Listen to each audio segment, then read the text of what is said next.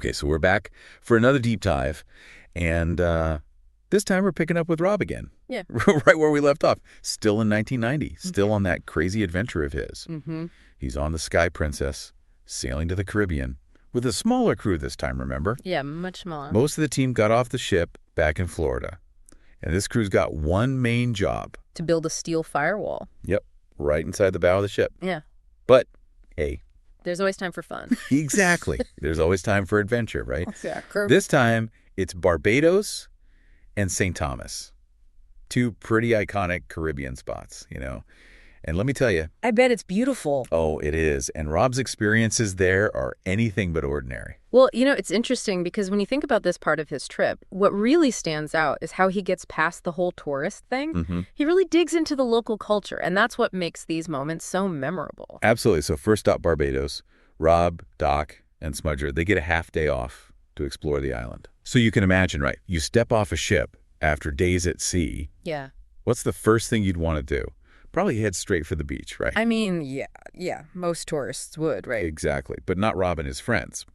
They decided to take a taxi tour, which turned out to be a pretty smart move, actually. A taxi tour? Yeah. And they meet this local driver, Robert.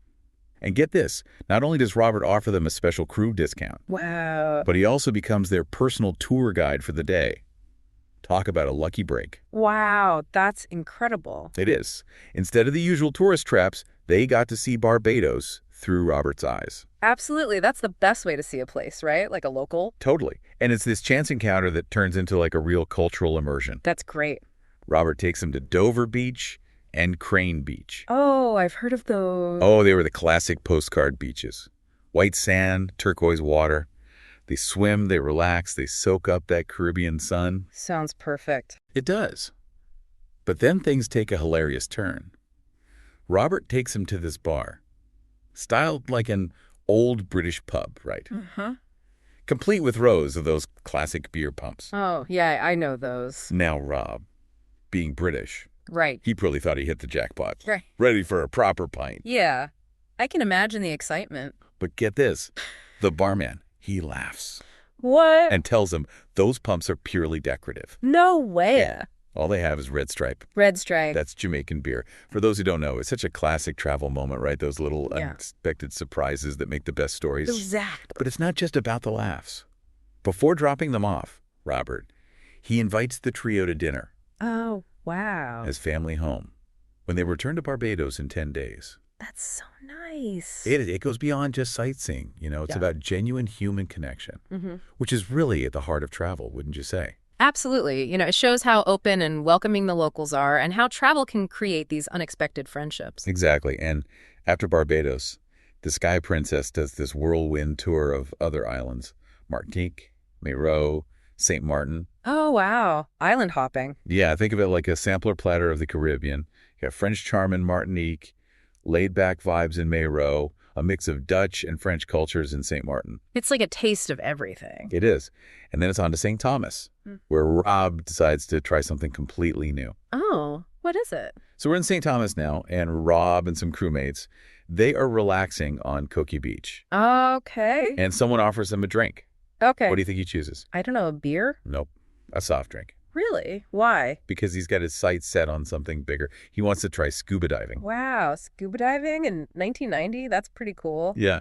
And who does he convince to join him on this underwater adventure? Well, it's got to be Smudger, right? It is. Smudger's always up for anything. They find a dive shop right there on the beach. And after a quick intro and some basic training. Back in the day when you didn't need a fancy online course. Right. They're ready to dive in. That's so cool. Imagine that feeling, breathing underwater for the first time, surrounded by this whole new world. I can only imagine. They're seeing coral reefs, colorful fish, a whole ecosystem they've never encountered before. It's life-changing. It is, and it's clearly a life-changing experience for Rob. He even sets a goal to get scuba certified someday. That's how much of an impact it had on him. Okay, so picture this. Rob's in Barbados with his buddies, Doc and Smudger. Classic cruise ship names. Right. But they're not just there for the beaches and the bars. See, they've actually become friends with their taxi driver, Robert, and his wife, Paige, over a few trips. Oh, that's nice. Yeah, it is. And this time, Robert invites him over for a home-cooked Bajan dinner with his family. And for Rob, This is where things get really interesting. A home-cooked meal. That's always special when you're traveling, right? It's like a real glimpse into the culture. Totally. Yeah. And for Rob, it was more than just the food. Get this. He'd never even tried sweet potato before. Really? Yeah. But what really stuck with him was how generous and welcoming Robert's family was. Like, he talks about feeling truly privileged to be invited into their home. You could tell it really made an impact on him. It's those little things, isn't it? Just sharing a meal can be so powerful. Absolutely. And that connection leads to this, like, really heartwarming moment of kind of, returning the favor. Oh. Yeah, so Rob, Doc, and Smudger decide to invite Robert and Paige to visit the Sky Princess next time they're in Barbados. You can imagine, like, Robert and Paige all dressed up, enjoying the best the ship has to offer, all thanks to these guys pulling some strings. That's lovely. I love those kinds of stories, where a little kindness just keeps going back and forth. Yeah, it's great. So the Sky Princess keeps sailing on. They hit Antigua, Puerto Rico. But Rob and his friends, they don't get a ton of time off. They got to keep that ship running, right? Right, of course. But they still manage to find time for some fun and, a little competition. It all starts with this invitation to an intercrew football match. Football? You mean soccer? Yeah, soccer. Great Britain versus Mexico. Yeah. Classic rivalry. Ooh, I bet that was a fun atmosphere. Oh, you know it. Yeah. The match is in St. Thomas, and they get there, and this giant container gets lifted off the bus. They all think it's the football kits, Okay. but it's full of ice and beer. Woo, party time. Caribbean pregame, right. So Rob starts the match as the referee. He's the ref. Yeah. But then, in true crew spirit, he and Smudger end up subbing in for the Great Britain team in the second half. Oh, I bet that was a sight to see. So how'd our fitter do against the Mexican team? Well, let's just say age and agility weren't exactly on his side. Final score. Mexico 2, Great Britain 0. Oof. Not a great showing for Great Britain, then. Nope. But it's not the loss that makes this match memorable, though. Okay, what happened? So remember how I mentioned Rob's a fitter, right? Well, those skills came in handy during the game in a kind of unexpected way. All right, now you got to tell me. What happened? How do fitter skills translate to the soccer field? Let's just say he was a little overzealous with his tackling. This young Mexican player, he just breezes past Rob. And Rob, well, in a moment of desperation, kind of brings him down. Not a clean tackle. Oh, no. Yeah. Yellow card for Rob. That's right. It gets funnier, though. It's the aftermath that's really hilarious. Rob's surrounded by all these angry Mexican players, right? And in that moment, he says it felt like being at the Alamo. Haha. Oh, man, I can just imagine that scene. Classic Rob, finding humor in the chaos. That's brilliant. But, okay, I gotta ask. What exactly did it being a fitter on this cruise ship entail? Oh, that's a great question. And it's actually way more involved than you might think. All right, let's dive into that then. I'm curious to hear more about what Rob actually did on this ship. It's like, you got to think about it, right? A cruise ship, it's basically a massive floating city. Yeah, that's true. And everything's got to work perfectly. Engines, generators, plumbing, air conditioning, the whole 9 yards. I never really thought about all that. And Rob's job was to keep it all running smoothly, which, in the middle of the ocean, is no easy task. Yeah, I bet. What kind of challenges was he talking about? Oh, all sorts.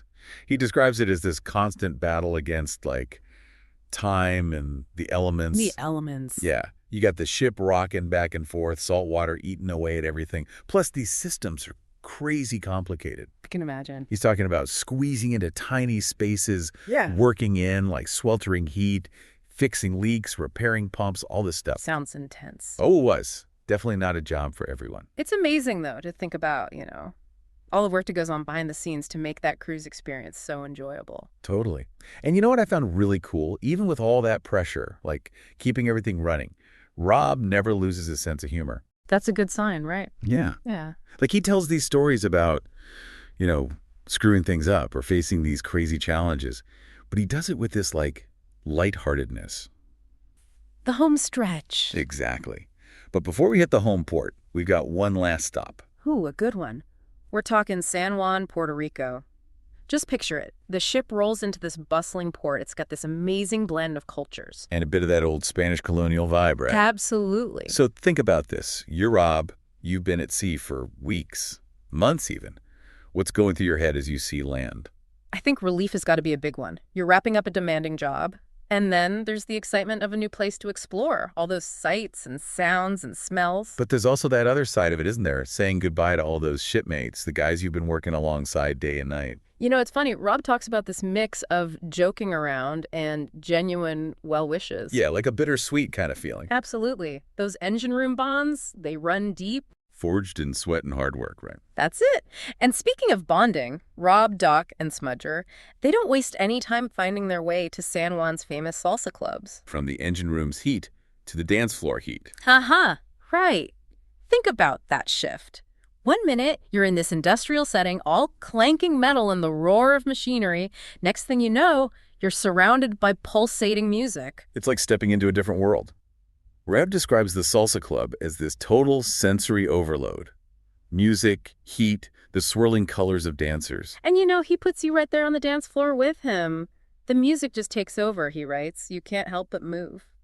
Do you think he had any moves? Was he a good dancer? You know, maybe not a pro, but I don't think that was the point. This is about letting loose, celebrating the end of a chapter. It's about connecting with people in a totally new way. And remember, this is 1990. No internet, no cell phones. The Salsa Club is a real escape from the routine of ship life. Oh, yeah, totally. Just pure immersion in something different. And even though this SGM is coming to a close, Rod hints at more adventures in his future. Sounds like the travel bug has bitten him hard. Absolutely. I think that's what's so interesting about Rob's story. It's not just about the places, but how those places change him, you know. Each SGM adds another layer to who he is. Eventually, Rob, Doc, and Smudger have to head home. And there's this really poignant scene where they're having one last beer together before they go to the airport. I love those moments. Me too. It's kind of bittersweet, you know? Yeah. Definitely a little bit of sadness, but also a lot of joy looking back on the adventure. And you can just imagine them reminiscing about their time on the ship. Yeah. You know, all the highs and lows. Yeah, the camaraderie, the inside jokes, the crazy stories. Exactly. And it really makes you appreciate those shared experiences you have when you travel with people. At the very end of the excerpt, there's this little tease. Oh, a cliffhanger. Yeah, it hints that there are more adventures to come. Ooh, I want to know what happens next. I know, me too. But unfortunately, that's all we get for now. Oh, man. But it really makes you wonder about Rob's next chapter. It does, and it makes me think about all the incredible places there are to explore in the world. If you're looking for more captivating stories, there are more. I bet. Go check out Beyond the Engine Room. Yeah. More tales of adventure from the world of engineering. You won't regret it. Thanks for joining me on this deep dive. Anytime. Catch you next time. See ya. Bye. Bye.